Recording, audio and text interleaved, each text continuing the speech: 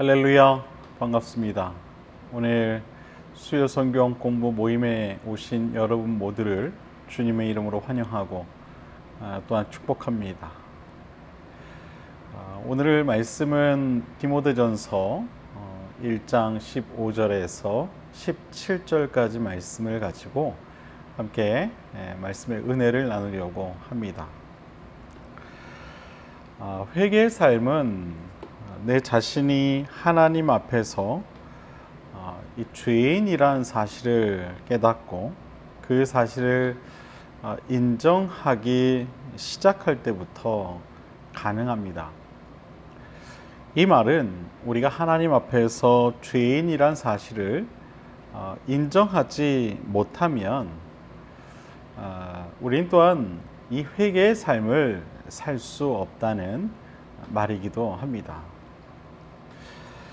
우리는 우리 자신이 늘 이처럼 하나님 앞에서 죄인이란 사실을 깨달아야 할 줄로 믿습니다.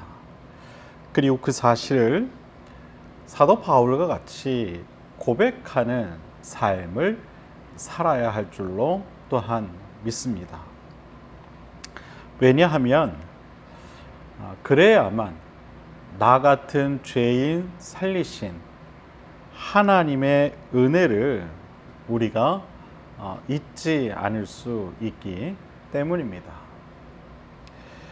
오늘 본문에서 사도 바울은 자신을 향해 이와 같이 고백을 합니다. 죄인 중에 내가 괴순이라. 여러분, 이 고백을 했을 당시 사도 바울은 이미 예수 그리스도를 영접한 후였습니다. 다시 말해서 사도 바울은 예수님을 영접한 후에도 자신이 하나님 앞에서 늘 죄인이었음을 고백했다는 것입니다. 그런데 그 고백을 그저 내가 죄인입니다 라고 고백을 한 것이 아니라 죄인 중에서도 내가 괴수와도 같다라고 고백을 하고 있는 것이죠. 여러분, 사도 바울이 이런 고백을 한 데에는 두 가지 이유가 있습니다. 그 첫 번째는 그가 하나님의 은혜를 깨달았다는 것이고, 그리고 두 번째는 자신의 죄를 그 은혜로 깨달았다는 뜻입니다. 사도 바울은 과거에 죄인이었던 자신을 구원해 주신 이 하나님의 은혜를 항상 잊지 않았습니다. 그리고 그 사실에 또한 늘 감사했습니다.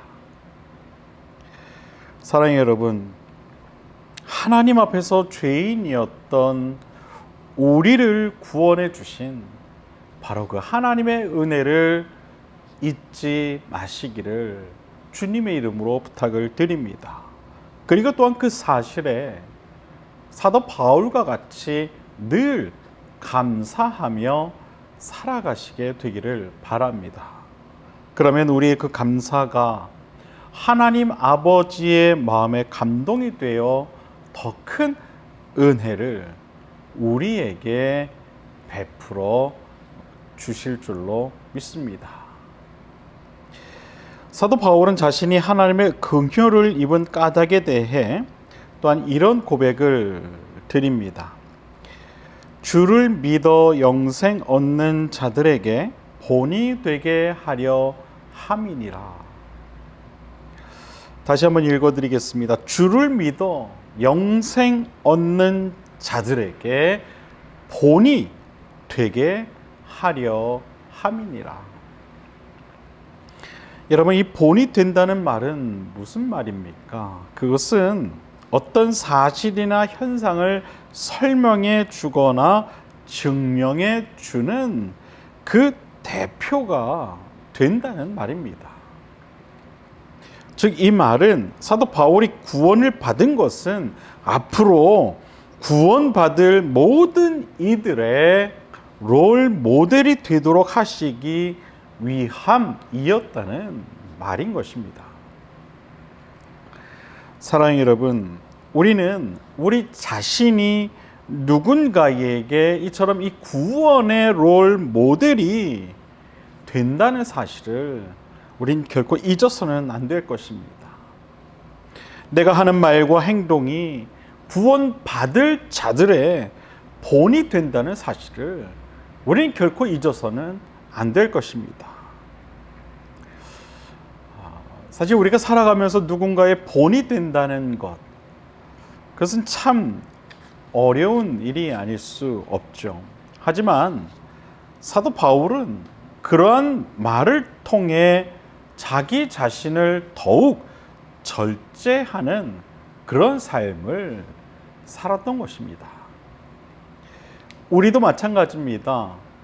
우리도 하나님의 은혜로 구원을 받은 자들입니다. 그러므로 사도 바울과 같이 하나님의 은혜로 구원받을 자들의 본이 되어야 할 것입니다. 우리 한 사람 한 사람은 모두가 움직이는 하나님의 교회인 줄로 믿습니다. 세상 사람들은 우리를 통해 그리스도의 몸된 교회를 바라보게 됩니다. 그러므로 스스로 삼가하여 하나님의 몸된 교회의 지체라는 사실을 우린 결코 잊어서는 안 될 것입니다. 사랑하는 여러분, 하나님의 은혜로 구원받은 자로서 세상에서 본이 되어 살아가시게 되기를 바랍니다. 여러분을 통해 온 세상에 그리스도의 향기가 넘쳐나게 되기를 바랍니다. 바라기는 우리 그림교회 모든 성도님들이 이처럼 이 세상의 본이 되어 그리스도의 향기를 전하는 삶이 되어지게 되시기를 주님의 이름으로 간절히 축원을 드립니다. 모든 것의 처음과 나중 되시는 하나님께는 인간의 시간에 대한 개념이 무의미할 뿐입니다. 왜냐하면 시간마저도 하나님께 속해 있기 때문입니다. 인간의 논리와 이해로는 하나님의 시간을 우리는 결코 계산해낼 수가 없는 것입니다. 그래서 우리는 때때로 하나님의 시간에 대한 이해 부족으로 인해 인생 가운데 찾아오는 어려운 상황들을 인내하지 못하고 힘들어하며 불평할 때가 참 많이 있지 않습니까? 출애굽 당시 이스라엘 민족도 40일이면 도착할 수 있었던 가나안 땅을 여러분 40년이라는 시간을 통해 겨우 들어갈 수 있었던 것을 우리가 기억하고 있습니다. 이 모두가 다 그들이 하나님의 시간에 대한 이해와 또한 하나님의 그 계획에 대한 인내가 부족했기 때문입니다. 우리가 잘 알고 있는 전도서 말씀을 보면 이런 말씀이 기록되어 있습니다. 전도서 1장 2절에서 7절 말씀을 보면 여러분 잘 들어보시길 바랍니다. 전도자가 이르되 헛되고 헛되며 헛되고 헛되니 모든 것이 헛되도다. 해 아래에서 수고하는 모든 수고가 사람에게 무엇이 유익한가? 한 세대는 가고 한 세대는 오되 땅은 영원히 있도다. 해는 뜨고 해는 지되 그 떴던 곳으로 빨리 돌아가고 바람은 남으로 불다가 북으로 돌아가며 이리 돌며 저리 돌아 바람은 그 불던 곳으로 돌아가고 모든 강물은 다 바다로 흐르되 바다를 채우지 못하며 강물은 어느 곳으로 흐르든지 그리로 연하여 흐르느니라. 여러분, 이 본문은 인생의 시간 앞에서 인간의 그 유한성을 인정하고 영원하신 하나님의 위대함을 깨닫기를 바라는 심정을 담아 노래한 것입니다. 사랑하는 여러분, 우리의 이 유한한 인생의 시간도 모두 다 하나님의 영원하신 시간 안에 있음을 꼭 기억하시기를 바랍니다.